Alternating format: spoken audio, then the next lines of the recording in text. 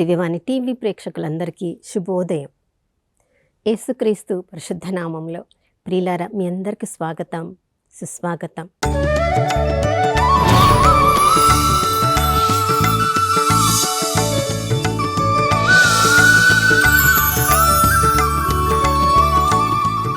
నిన్నటి దినాన మన ప్రతి క్షణము మనకి తోడుగా ఉండి మనల్ని నడిపించిన ఆ దేవాతి దేవునికి పూర్ణ హృదయంతో, పూర్ణ ఆత్మతో, పూర్ణ శక్తితో వందనాలు తెలియచేద్దాం.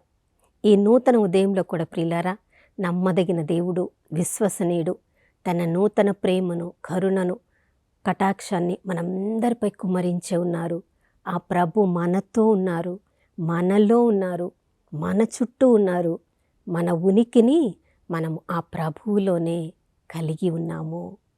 బప్తిస్మం పొందిన మరుక్షణం నుండి ఆ దేవుడు, పరిశుద్ధాత్మ దేవుడు మన ఆత్మలో నివసిస్తూ ఉన్నారు. కాబట్టి ఎప్పుడు కూడా ఆ ప్రభు మనల్ని వదిలిపెట్టి అనాథలుగా మిమ్మల్ని వదలను, విడనాడును అని చెప్పిన దేవుడు ఆయన నమ్మదగినవాడు, విశ్వసనీయుడు. మనలో ఆ ప్రభు ఉన్నారని మనం గమనించకపోయినా, మనకి గుర్తు లేకపోయినా, ఆ ప్రభు మాత్రము మనసాక్షితో మనతో మాట్లాడుతూ ఉంటారు. ఏది మంచిది, ఏది చెడు అని మనకి చెప్తూనే ఉంటారు. ప్రియులారా, ఎప్పుడెప్పుడైతే ఆ ప్రభు స్వరాన్ని మనము గమనించగలమో, గుర్తించగలమో, వినగలమో, విధేయించగలమో, మన జీవితము ఎంతోమందికి ఆశీర్వాదకరంగా ఉంటుంది. కానీ ఆ ప్రభు స్వరాన్ని మనం వినలేని పరిస్థితులలోనికి మనల్ని మనమే బిజీగా పెట్టుకున్నప్పుడు, మార్కు సువార్త 10వ అధ్యాయములో మనము గ్రుడ్డివాడు, భిక్షకుడిగా పిలువబడుతున్న బర్తమయి గురించి మనం అక్కడ చదువుతున్నాం. అతడు పుట్టినప్పుడు చూసిన దృష్టిదానం కలిగిన వాడే, కానీ తనకున్న అలవాట్ల వలన తనకున్న దృష్టిని కోల్పోయి ఒక భిక్షవాడిగా మారిపోయాడు. ఇక భిక్షవాడిగా ఉన్నప్పుడు కుటుంబ సభ్యులు పోషించలేని పరిస్థితులలో ఉన్నారేమో, అతన్ని తీసుకుని వచ్చి ఒక రోడ్డు ప్రక్కన కూర్చుండబెట్టారు. ప్రియులారా, రోడ్డు ప్రక్కన కూర్చున్న వ్యక్తి, అతని జీవితము ఎలా ఉంటుందో ఒక్కసారి మనం ఆలోచించుదాం. ఎన్నో రకాల వాహనాలు వచ్చిపోతూ ఉంటాయి. ఎంతోమంది ప్రజలు ఆ మార్గంలో నడుస్తూ ఉంటారు. ఎంతమంది ఆ గుడ్డివాని యొక్క ఆక్రందన వినగలరు? ఎంతమంది అక్కడ ఒక గుడ్డివాడు కూర్చొని ఉన్నాడు అని గమనించగలరు? ఎంతమందికి అతడి మీద జాలి కలుగుతుంది? ఎంతమంది నిజంగా తమ దగ్గర ఉన్నది ఏదైనా ఇచ్చి అతనికి సహాయం చేస్తారు? ప్రియులారా, చాలా తక్కువ మంది. ఎందుకంటే మన జీవితంలో మనం కూడా ప్రతిరోజు ఎంతోమందిని రోడ్డు ప్రక్కన కూర్చున్న వాళ్ళని మనం చూస్తూ ఉంటాం. ఎంతమందిని గమనిస్తున్నాం? ఎంతమందికి సహాయం చేస్తున్నాం? ఎంతమంది గోడు వింటున్నాం? ఎంతమంది వైపు కనీసం కన్నెత్తైనా మనం చూస్తున్నామా? మరి అతనికి ఆ పరిస్థితి ఎందుకు వచ్చింది? ఆ గుడ్డివాడుగా ఉన్నవాడు కనీసం అతని పేరు కూడా వ్రాయబడలేదు. అతడు తిమ్మయ్య కుమారుడుగా అక్కడ పరిచయం చేయబడ్డాడు. ఆ తండ్రికి ఉన్న గౌరవము కూడా ఆ కుమారునికి లేదు. కుమారుని జీవితము ఎంత భ్రష్టంగా ఉండుంటే తన దృష్టిని కోల్పోయి అడుక్కునే పరిస్థితికి వచ్చాడంటే, ప్రియులారా, అతని జీవితంలో దేవుని వైపు చూడవలసిన వాడు ఈ లోక వ్యసనముల వైపు, ఈ లోక స్నేహితుల వైపు, ఈ లోక చెడు దుష్టత్వం వైపుకి ఎంతగా తనను తాను ఆకర్షించుకున్నాడో, కుటుంబంలో పేరు కూడా చెప్పబడలేనంతగా తన పరిస్థితిని తాను దిగజార్చుకున్నాడు. ప్రియులారా, ఒక వస్త్రము వేసుకొని అక్కడ కూర్చున్నాడు. ఆ వస్త్రము ఏంటి? ఆ అడుక్కునే వాడికి ఒక గుర్తింపు. నేను భిక్షవాణ్ణి, నేను గ్రుడ్డివాణ్ణి, నేను అడుక్కుంటున్నాను, నాకు మీరు సహాయం చేయండి, మీ సహాయం లేకపోతే నేను బ్రతకలేను. చూడండి ప్రియులారా, అలాంటి గుర్తింపు మనకు అవసరమా? మనందరి జీవితాల్లో కూడా తల్లిదండ్రులు దైవ భయములోనే మనల్ని పెంచారేమో, దైవ భయం గల తల్లిదండ్రులు ఆ దేవుడికి మనల్ని పరిచయం చేశారేమో. ఆ దేవుని ప్రేమను తమ జీవితముల ద్వారా మన తల్లిదండ్రులు మనకు చూపించిన తర్వాత మనం ఈ లోక వ్యసనాలలో పడిపోయి, ఈ లోకం స్నేహంలో పడిపోయి, దేవుని మీద మనం ఉండవలసిన ఆ దృష్టిని ఈ లోకంలో ఎక్కడెక్కడో మనం ఆ దృష్టిని సారించినప్పుడు కుటుంబంలో మన గుర్తింపును కూడా మనం కోల్పోయి, కొన్నిసార్లు దావీదును తమ తండ్రి ఈ ప్రవక్త ఈషాయి, తన తండ్రి అయిన ఈషాయి సమూయేలు ప్రవక్త వచ్చి మీ కుమారులలో ఒకరిని నేను అభిషేకించాలి అని చెప్పినప్పుడు ఆ తండ్రి అయిన ఈషాయికి చిన్నవాడు దావీదు ఒకడున్నాడు అని కూడా గుర్తుకు లేక అతన్ని పిలిపించలేదు. దేవునికి స్తోత్రం. దావీదైతే దేవునిలో ఆనందిస్తున్నాడు కాబట్టి తన తండ్రికి గుర్తుకు లేకపోయినా సరైన సమయానికి దేవుడు గుర్తు చేశాడు. మరి మన పరిస్థితి ఎలా ఉంది? అటు తల్లిదండ్రులకు గుర్తుకు లేక, అటు సంఘంలో సమాజంలో మన గుర్తింపును కోల్పోయి మన పరిస్థితి ఎలా మనం జీవిస్తున్నామేమో. దేవునిచ్చే మనం నడిపింపబడిన వారిలాగా గుర్తింపును పొంది ఉన్నామా? దైవ భయం కలిగిన వాళ్ళు వీళ్ళు అని గుర్తింపును పొంది ఉన్నామా? లేక అయ్యో ఎందుకు ఈ కుటుంబంలో జన్మించారో, ఎందుకు ఇలాంటి జీవితాన్ని వీళ్ళు జీవిస్తున్నారో, అయ్యో వీళ్ళ జీవితం ఇక మారుతుందా, అలాంటి గుర్తింపును మనం పొంది ఉన్నామా? చూడండి, ఆ భర్తమయ్యి బార్ అంటే కుమారుడు అని అర్థం. తిమ్మయ్య యొక్క కుమారుడు అని అక్కడ పిలువబడుతున్నాడు, కానీ అతని పేరు కూడా అక్కడ వ్రాయబడలేదు. ఒక గ్రుడ్డివాడిగా, భిక్షకుడిగా. చూడండి, అతని గుర్తింపు అది. ఎవరైనా అతని గురించి చెప్పాలంటే ఆ వీధి పక్కన కూర్చొని ఉంటాడు కదా, ఆ భిక్షవాడు కదా, ఆ గుడ్డివాడు కదా, ఆ తిమ్మయ్య కుమారుడు కదా అంటున్నారు. కానీ ఇవన్నీ కూడా అతడు సంపాదించుకున్న గుర్తింపులు, దేవుడు అతనికి ఇచ్చిన గుర్తింపులు కాదు. ఒక మంచి కుటుంబంలో దేవుడు అతనికి జన్మనిచ్చాడు, మంచి తండ్రికి కుమారుడుగా జన్మనిచ్చాడు, చూపుని ఇచ్చాడు, అన్నీ ఇచ్చాడు. కానీ ఈ తిమ్మయ్య కుమారుడు మాత్రము దేవుడు ఇచ్చిన మంచి గుర్తింపును కోల్పోయి భిక్షవాడిగా గుర్తింపబడుతున్నాడు, గుడ్డివాడిగా గుర్తింపబడుతున్నాడు, రోడ్డు ప్రక్కన కూర్చున్న వాడిగా గుర్తింపబడుతున్నాడు. నా ప్రియ సహోదర సహోదరి, మనము దేవుని నుండి పొందిన ఏ గుర్తింపులను మనం కోల్పోయాము? ఈ లోకానికి చెందిన ఏ గుర్తింపుతో మనం పిలువబడుతున్నామో? మన వేషధారణను చూసి మనల్ని గుర్తిస్తున్నారా? దేవుని పట్ల మనకున్న భయం భక్తులను చూసి ప్రజలు మనల్ని గుర్తిస్తున్నారా?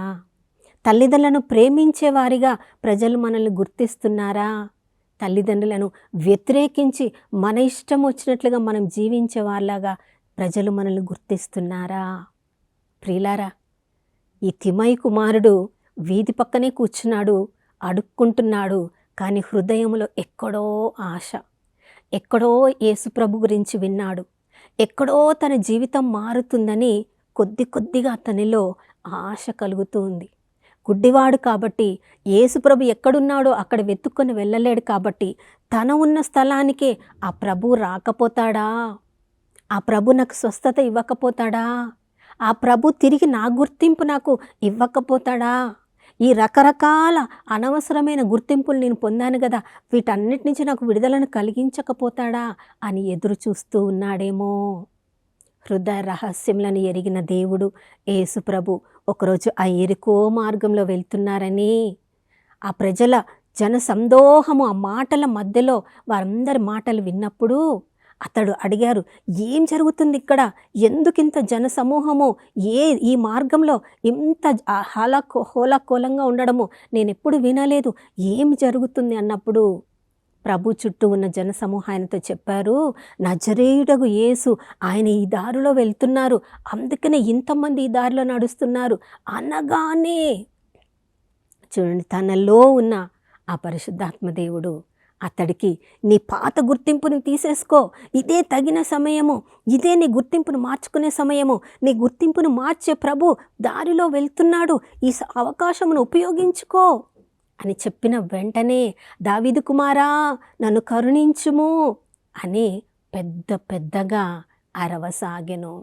చూడండి ప్రియుల, ఒక గుడ్డివాడు ఒక భిక్షకుడు అరుస్తే ఏదో పిచ్చివాడు అరుస్తున్నాడు అని అందరు అంటారు. ఎవరైనా పట్టించుకుంటారా?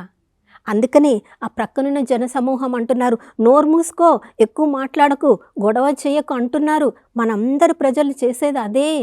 మనం కూడా మన వేదనలో, మన శోధనలో మనము దేవుడికి మన బాధ వేదన మనం చెప్పుకుంటున్నప్పుడు చూసిన వాళ్ళు ఎంతో, ఇక మీరు ప్రేయర్ చేసింది చాలు, ఇక మీరు ఉపవాసం చేసింది చాలు, ఇక మీ జీవితం ఇలానే ఉంటుంది, ఇంకా ఎందుకు మీరు ప్రయత్నిస్తున్నారు, ఇక మీ జీవితం ఇదే, దీనికే మీరు అలవాటు పడండి అని ఎంతోమంది మనకు చెప్తారు.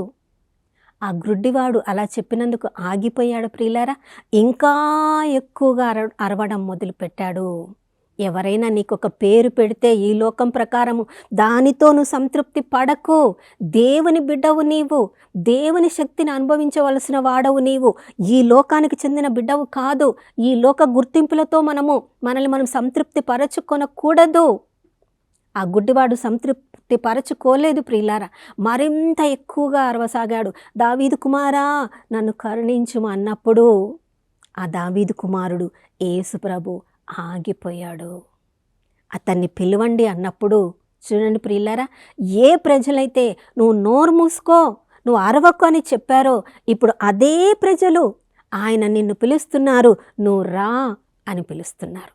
మన జీవితంలో కూడా మన ప్రార్థనా జీవితాన్ని వదిలిపెట్టకుండా, ప్రభు మీదున్న విశ్వాసాన్ని వదిలిపెట్టకుండా, ఆ ప్రభు యొక్క వాక్యాన్ని పట్టుకొని విశ్వాసంతో అడుగులు ముందుకు వేస్తున్నప్పుడు ఎవరెవరు మనల్ని చూసి హేళన చేశారో, ఎవరెవరు మనల్ని చూసి తప్పుగా మాట్లాడారో, ఒకరోజు వాళ్ళే వీళ్ళు కదా అలా ఉన్నవాళ్ళు, కానీ ఇప్పుడు ఎంత ఆత్మీయ స్థితిలో పైకి లేచారు అని చెప్పే రోజులు తప్పకుండా వస్తాయి. ఎందుకంటే భర్తమైకి వచ్చాయి.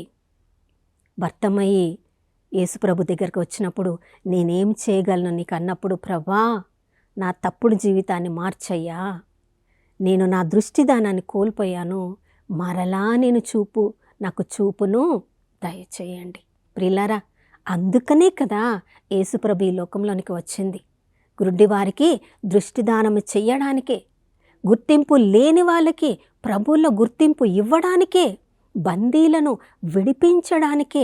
అందుకే పరిశుద్ధాత్మ దేవుడు నా మీద ఉన్నాడని లూకాసు వార్త 4వ అధ్యాయం 15వ వచనం నుంచి ప్రభువు చెప్పినది అక్కడ నిరూపించాడు.